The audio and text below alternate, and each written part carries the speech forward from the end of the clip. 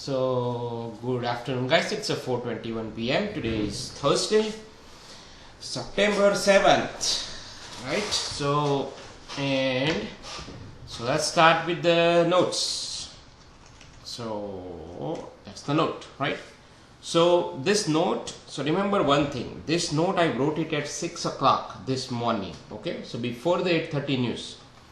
So usually I write a note early, okay, like 5 o'clock, 6 o'clock, 6:30. And if something changes in between, let's say after I write a note, some major move happen, before open, so I put a note in Discord that, hey, pre-market note says this, but now something changed, so you do this, okay? So keep that idea in mind that I do put the note, right? So here I'm saying at 6 o'clock we are going to favor shorts first, as long as price is below aggressive or preferred sellers area as a first trade choice, okay? Then it is up to intraday situation. NQ's blue line are important to keep an eye. Above preferred sellers area, we will look for longs carefully, and we assume a reversal of yesterday's down move at that point if both indexes are in sync. Take profit at a preferred or backup buyer area, as those areas could be the max for the day to the downside and potentially reactionary long location as well. Dream numbers are important, okay? So now you understand what I said here is first choice is short below aggressive and preferred sellers area as long as price is remaining below, and then when if price gets to preferred buyers area or backup buyers area, that could be the max for the downside, and you can also take a reactionary long from there, right? This is what I wrote it at 6 o'clock, right? Now here is a twist. After that, at 8:56 I said day is screwed because of that news after 8:30 news, right? I said now you look for both longs or short in RTH. See? So I changed the statement. Instead of short only, I said you can do both. See how it changed the statement now? So when I wrote a note here, price was here, right? So, and preferred buyers area could be the max, or this could be the max for the downside, and there could be a reactionary long from here. See, same thing, backup buyers area, see, preferred buyers area. So then you cannot look for shorts, simple. So that's why in RTH you are allowed to go long from here, and due to this down move you can look for shorts higher up into these areas, but price pretty much NQ took entire day to get there, still short work. Look, this short work actually, yeah. So so the idea is you can do both, right? So when I wrote a note, it was here, so I was thinking, okay, it will ping pong here till open, and of the open, I may short around somewhere here or here if price goes there, and my target is this. That was the idea. But after 8:30 news, price straight down there, so it achieved its target. So sellers already achieved the target. That was my target. They achieved it. So now what? Now I cannot short here. That's why I put a note to also look for longs. You can do both. So idea is if it breaks below here, right? So let me remove all this line. So if it goes down like this, I said that could be a failed breakdown possibility.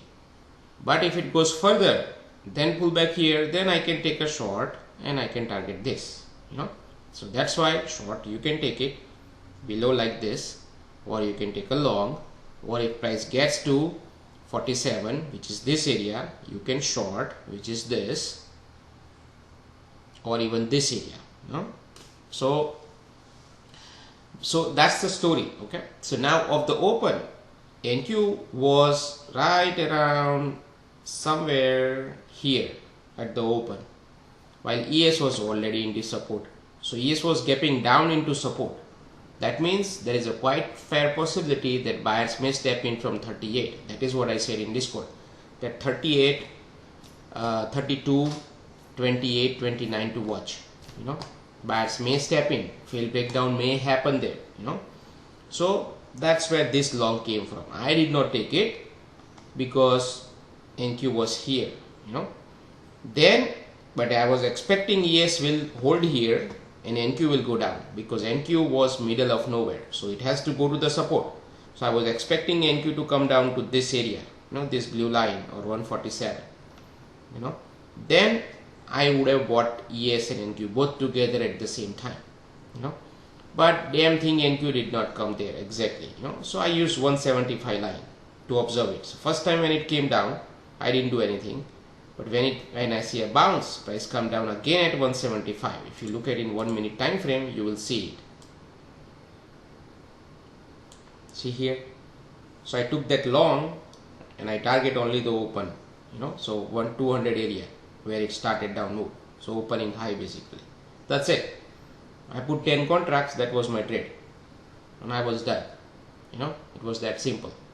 I used ES strength from here to trade NQ, okay, and NQ was already exhausted.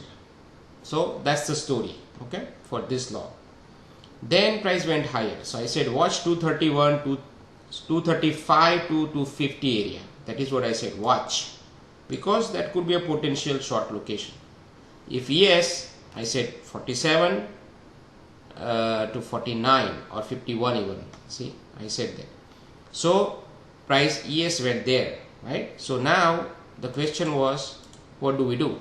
So these are the short locations, right? But because price bounced from here, this is not a first touch short here. So for example, like here, this is not a short. NQ, same thing, this is not a short at the first test, okay? So the short was right here.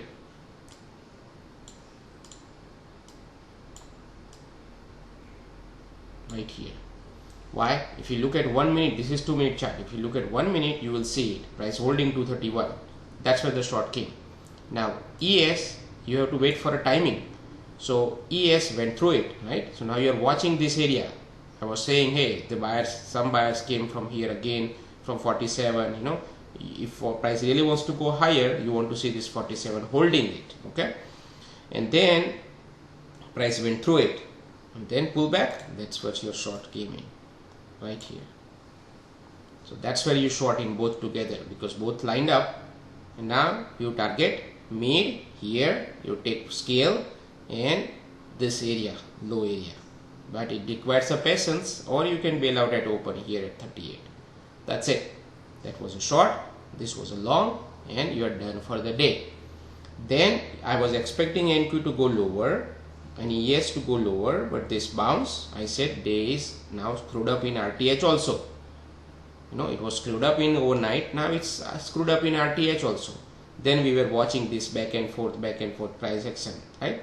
So then we basically at that time I said, you know what, now the day is good, I don't want to trade anymore, I'm just going to watch, right? So then I was watching it. ES, I said, will make a new low. So ES did make a new low, but NQ did not make a new low, so around 10:30, right? So 10:30, see here NQ was here and ES was here, divergence, right? So I was not expecting a bounce like this, but anyway, bounce happened because of divergence probably. So it bounce happened. So the moment this bounce happened, I was not expecting price to go above 38. The moment it did, now I said buyers are in, so here at 231, this area, right, it held, and now price spoke above it, closed it. This was a long, right, here at 234, 235, 231 area, targeting 276, this area, and that's it. You're done, So ES actually my target was 62, so I took a same trade, same account right here and here, and my target was 62, so I shared that in Discord, how I managed that trade, but target was 62, I said 62, and NQ 293, 309, those are the areas, See 1219, 293 309 level in NQ, ES 60 62 or 65, right? So 1219, which is right around here, I typed it. You can see it. First time 293 touch down, right? Then second time you can see 309 touch down. So this was the original target for these buyers, you know. Yes, 62 60, right? 62 touched, then down. So that was the goal, you know. Whoever look along here, that was the goal. You need to know the goal, you know. And then when you see price, yes, it's not giving up 47 here, 46 47, that's the level intraday I gave it, you know, and 43. So here you can see it, 46 47, it's not giving up, right? Almost half of the day is over. So now most likely it will go there. But see, it's hard to trade in this chart unless you took a long, put a stop here, and then you just wait for 62, you know. So but that's not how we trade. So no trading here, you know, but that target achieved. So only you can do it to SIM. So SIM account I held it 62 target, I'm done, you know. And but live account only these two trades, you know, these three trades, 1 2 and 3, same thing, 1 2 1 2 3. So now what? So this up move was expected just due to this down move. See, if this down move did not happen, then this up move will not happen today. But because of this came. So it's a square off, you know. Now tomorrow, new story. Tomorrow sellers can still defend, you know. So as long as price is below 440, sellers are still active technically, you know. And ES below this area, sellers are still active. So tomorrow, if you see price going down below this 231, expect some selling, taking price down to this area. And ES will revisit again here, maybe here, we'll see, you know. If by chance price goes above this area, then some buyers may step in. If NQ goes above this blue lines, some buyers can step into 440. Above that it will go higher. Okay, so that be all for today.